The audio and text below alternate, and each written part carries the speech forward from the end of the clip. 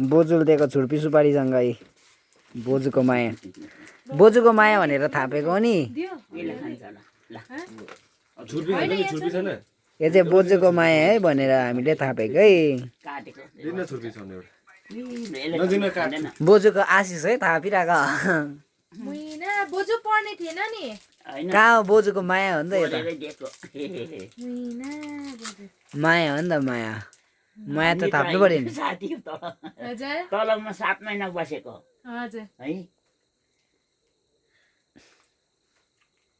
7 महिना बसेर म झर्दा त्यति बेला फर्स्ट झर्दा 4 टप थिए सुँगुर यता बराको बोजूले काट्दै करेलाको के त्यो उयो बनाउनु हुन्थ्यो नि माछा जस्तै कोक्ता हजुर त्यसमा त पुरा चन्छ नि बसी यो करेला बेच्ने त्यो रासमा नि छान्नु दियो भने नि आधी किलो यस्तो छान्नु डल्लो कि त्यसले अक्सन गरेर चाहिँ गुदी निकाल्नु धेरै चन्छ नि फेरि हो अदुवा लसुनहरू मसलाहरू जिराहरू है प्याजहरू हो प्याज चाहिँ यति चल्छ कि तेल चाहिँ पहिला उमाल्नुपर्छ नि कराईमा तेल उम्लिँदै गर्दा चाहिँ त्यो अप्सन गरेको चाहिँ माथिबाट राख्नुपर्छ टक्रक राख्नुपर्छ कच्चा हुन्छ त्यसले सुकाउँछ विशु बाबा जस्तो छ छोपिराख्नुपर्छ कि होइन एउटा हुँदैन ए हो विशु बाबा छ नि विशु इन्टरटेनमेन्ट उँभो भन्नु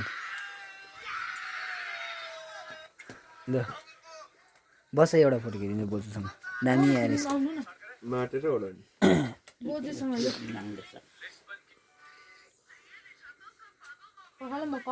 छैन त्यो ल बोजू छुर्पी देखिन्छ